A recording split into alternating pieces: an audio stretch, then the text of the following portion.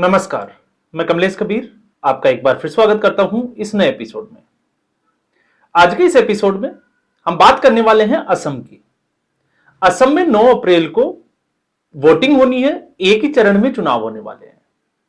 4 मई को चुनावों का परिणाम आने वाला है और दोनों ही पार्टियां, क्योंकि असम की राजनीति में इस वक्त भारतीय जनता पार्टी और मुकाबला सीधे तौर पर कांग्रेस पार्टी। तो एक तरफ हेमंता बिस्वा शर्मा ने जैसे कसम खा ली है कि वो कांग्रेस पार्टी को नेस्तो नाबूद करके ही मानेंगे। तो हेमंता बिस्वा शर्मा का स्टेटमेंट आप याद करिए, जब उन्होंने कहा कि वो जो भी हिंदू नेता है कांग्रेस पार्टी में उन सबको भारतीय जनता पार्टी ज्वाइन करा लेंगे। और ऐसे लगभग 30 नेता जो है वो कांग्रेस पार्टी में बताए जाते हैं। तो इससे पहले कांग्रेस पार्टी के लिए एक बड़ा झटका था। 30 साल से ज्यादा कांग्रेस पार्टी के लिए राजनीति करने वाले भूपेन बोरा, जो एक तरीके से कैंपेनिंग जो कमेटी थी उसके चेयरपर्सन भी थे, इस्तीफा दिया और राहुल गांधी के 15 मिनट तक बातचीत करने के बावजूद वो कांग्रेस पार्टी में नहीं रुके। कांग्रेस छोड़कर भारतीय जनता पार्टी के साथ चले गए। अब आप समझिए कि कांग्रेस पार्टी की इस वक्त स्थिति क्या है और इस स्थिति के लिए जिम्मेदार कौन है, हम उसके ऊपर आए। तो सबसे पहले हम कांग्रेस पार्टी की स्थिति, 4 राज्यों और एक केंद्र शासित प्रदेश, जिसमें असम एक अकेला ऐसा राज्य था जहां पर कांग्रेस पार्टी सीधे तौर पर टक्कर में थी। केरला में अगर आप देखोगे तो गठबंधन के साथ कांग्रेस पार्टी जो है वो लड़ाई लड़ रही है, लेकिन असम में कांग्रेस पार्टी भारतीय जनता पार्टी की मजबूत प्रतिद्वंदी मानी जा रही थी। 10 साल की एंटी इनकम्बेंसी, बावजूद इसके कांग्रेस पार्टी के ऊपर, चाहे वो राज्यसभा का चुनाव हो या फिर किसी भी तरीके का, एक के बाद एक कांग्रेस पार्टी के विधायक कांग्रेस पार्टी से नाराजगी क्यों दिखा रहे हैं? इसके पीछे का कारण क्या है कि क्रॉस वोटिंग होती है, एमएलए जो है वो उनके ऊपर बिकने का आरोप लग जाता है। तो फिर ये बिकाऊ क्यों है? और अगर यह स्थिति है तो फिर हाईकमान किस स्थिति में है और हाईकमान का फीडबैक का जो ग्राउंड है वो किस तरीके का है? अब यहां पर जब कांग्रेस पार्टी के लिए जब सच्चाई की बात की जाती है तो उनके ऊपर आरोप बहुत लगते हैं, उनको गालियां भी दी जाती है। टीवी के ऊपर आपने देखा होगा, कुछ ऐसे राजनीतिक विश्लेषक होते हैं जो कांग्रेस पार्टी के भले की बात करते हैं, लेकिन उनको गालियां दी जाती है, उनको बीजेपी का जो है वो चाटुकार तक बता दिया जाता है। अब सवाल यह उठता है कि आप उनको तो गाली दे सकते हो, लेकिन आप कांग्रेस पार्टी को बचाने के लिए कांग्रेस क्या कर रही है? क्योंकि ऐसे समय में 9 अप्रैल बहुत ज्यादा समय जो है वो बचा नहीं है। और भारतीय जनता पार्टी के साथ में एक और कांग्रेस पार्टी का दिग्गज नेता प्रद्युत बोरदोलोई, जो इस वक्त कांग्रेस पार्टी का सिटिंग सांसद है, वो कांग्रेस पार्टी, और सिटिंग सांसद में इसलिए कह रहा हूं क्योंकि अभी 2 साल उनके कार्यकाल के पूरे हुए हैं, 3 साल उनके अभी बाकी रहते हैं और चुनाव से ठीक पहले वो कांग्रेस पार्टी से इस्तीफा देते हैं और भारतीय जनता पार्टी के साथ चले जाते हैं।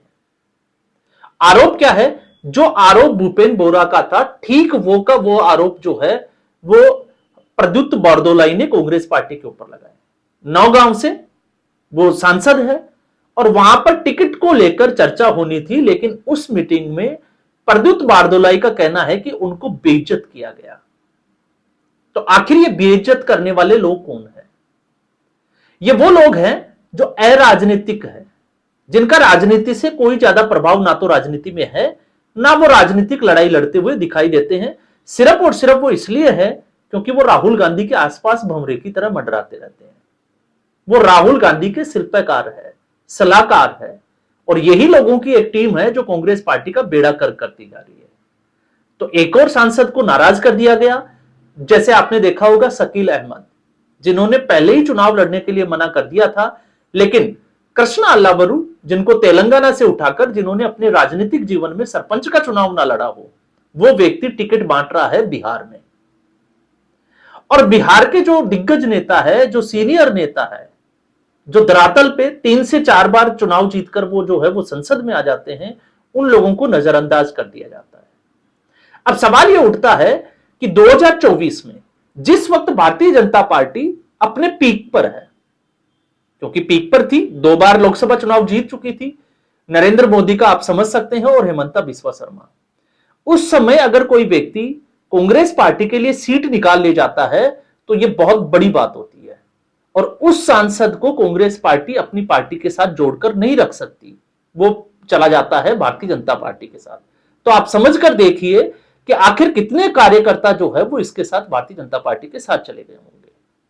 तो सवाल फिर यह उठता है कि आखिर कांग्रेस पार्टी की इस स्थिति, इस दुर्दशा के लिए जिम्मेदार कौन है? तो इस स्थिति के लिए जिम्मेदार कौन है, अगर हम उस पे आए तो आप समझकर देखिए। इस वक्त कांग्रेस पार्टी और पूरा विपक्ष अंधा हो चुका है नरेंद्र मोदी को गाली देने के लिए, और मुझे लगता है कि इस विपक्ष को इस मानसिकता से अब बचना चाहिए। आप दूसरी तरफ देखिए, क्यों बचना चाहिए? क्योंकि सोशल मीडिया का जमाना है। कोई भी खबर जो है वो 2 सेकंड में पूरे देश में नहीं, पूरी दुनिया में फैल जाती है। जनता का सोचने का तरीका बदला है, जनता जागरूक हुई है, और जनता इन चीजों को कतई जो है वो बर्दाश्त नहीं करती है। अब ताजा उदाहरण आप देखिए कि इस वक्त राज्यसभा से कुछ सांसद, बजट का सेशन चल रहा है, कुछ सांसदों का कार्यकाल पूरा हो रहा है और शायद वो अब दोबारा लौटकर नहीं आए। आपने देखा होगा प्रियंका चतुर्वेदी, हरिवंश राय जो बिहार से आते हैं, ये ऐसे सांसद हैं जो अब राज्यसभा का उनका कार्यकाल पूरा हो चुका है। और प्रियंका चतुर्वेदी जिस पार्टी से आती है, उस पार्टी का जो शकुनी है संजय राउत, वो सुबह से शाम तक नरेंद्र मोदी को गाली देता है, ओछा बोलता है, जिसको हम कहते हैं कि ओछापन दिखाता है।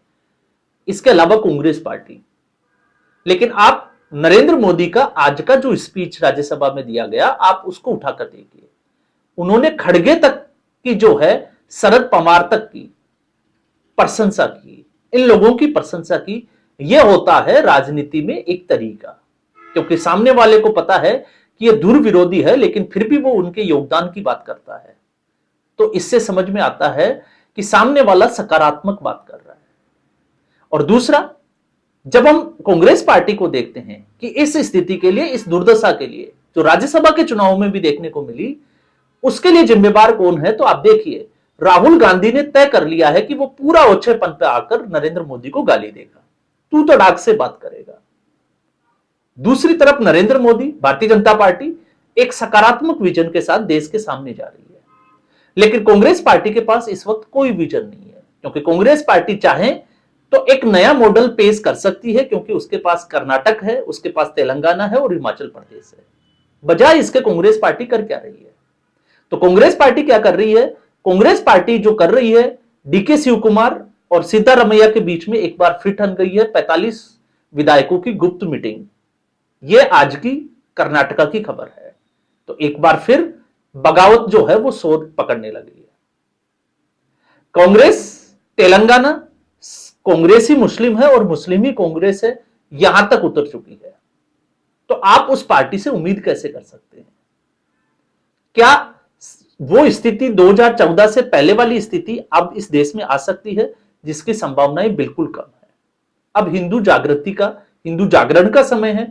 हिंदू जाग रहा है, उसको पता है कि देश हित कहां है और देश का अहित कहां है। लेकिन कांग्रेस पार्टी ने कसम खा ली कि वो देश के अहित के साथ खड़ी हो जाएगी।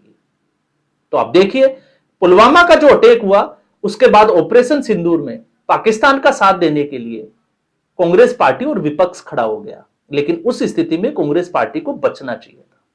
इराक और ईरान जो वार हुई, उसमें जिस तरीके से खौमेनी की मौत को मुद्दा बनाने का सड़कों पर उतरे, तो आप समझ सकते हैं कि स्थिति क्या है। और फिर उससे भी बड़ी स्थिति एआई समिट के दौरान, जब एक अंतरराष्ट्रीय स्तर का सम्मेलन हो और कांग्रेस पार्टी के कार्यकर्ता वहां पर शर्ट उतारकर नंगा नाच करते हैं और देश को बदनाम करने का प्रयास करते हैं, तो देश इसको स्वीकार नहीं करता है। अब आते हैं इसका असर क्या है। तो राहुल गांधी अपनी जिद के चलते जो कर रहे हैं वो कर रहे हैं, लेकिन इसका असर क्या है? तो इसका असर यह है कि उसी एआई समिट को लेकर कांग्रेस पार्टी के ही बड़े सांसद और जहां पर जो एमएलए थे, जिन राज्यों में सरकारें हैं, कांग्रेस पार्टी के दिग्गज नेता इस बात से बिल्कुल खपा थे, वो इसके पक्ष में नहीं थे। लेकिन राहुल गांधी की जी हजूरी करनी पड़ेगी अगर उनको कांग्रेस पार्टी में रहना है। दूसरा, जनता सांसद को चुनकर भेजती है कि वो अपने क्षेत्र की आवाज संसद में उठाएंगे, लेकिन कांग्रेस पार्टी ने जैसे कसम खा रखी है कि उसके पास फुर्सत का पल होगा तो वो जनता के मुद्दे उठाएंगी, वरना कांग्रेस पार्टी जो है वो सिर्फ और सिर्फ गांधी परिवार को बचाने के लिए और नरेंद्र मोदी को गाली देने के लिए बनी रहेगी। आप खुद देखिए, मल्लिकार्जुन खड़गे की जो भाषा है पिछले कुछ सालों से, जब से वो राष्ट्रीय अध्यक्ष बने हैं कांग्रेस पार्टी के, नरेंद्र मोदी को लेकर, आरएसएस को लेकर, बावजूद इसके नरेंद्र मोदी की आज की जो है वो भाषा देखिए।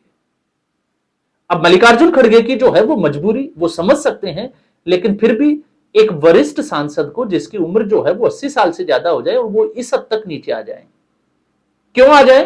क्योंकि उनकी मजबूरी है कि प्रियंक खड़गे को वो मुख्यमंत्री के रूप में, मुख्यमंत्री पद के रूप ऊपर जो है वो बैठे हुए देखना चाहते हैं, और ऐसा करने के लिए राहुल गांधी की तरह नरेंद्र मोदी को गाली देनी पड़ेगी।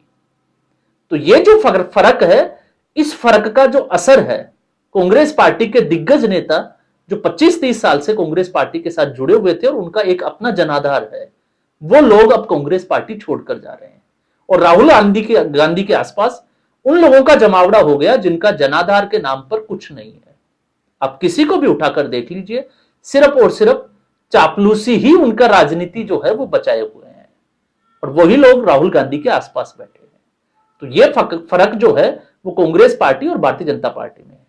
और अब चुनाव में अगर हम बात करें तो कांग्रेस की आज से 2 महीने पहले की स्थिति असम में, जिस तरीके से उम्मीद थी कि गौरव गोगोई जो कांग्रेस पार्टी के मुख्यमंत्री का चेहरा है वो कड़ी टक्कर देखे हेमंता बिस्वा शर्मा को, लेकिन हेमंता बिस्वा शर्मा वो भी कांग्रेस पार्टी की राजनीति को अच्छे से जानते हैं, और उसके बाद भूपेन बोरा और अब प्रद्युत बोरदोलाई, और अभी ये सिलसिला रुक जाएगा, इसकी संभावनाएं कम है, क्योंकि अभी जो कांग्रेस पार्टी का स्टेटमेंट आएगा उसमें प्रद्युत बोरदोलाई को गाली दी जाएगी, भूपेन बोरा को गालियां दी गई, और फिर यह कहा जाएगा कि जिसको कांग्रेस पार्टी छोड़कर जाना है वो छोड़कर चले जाइए।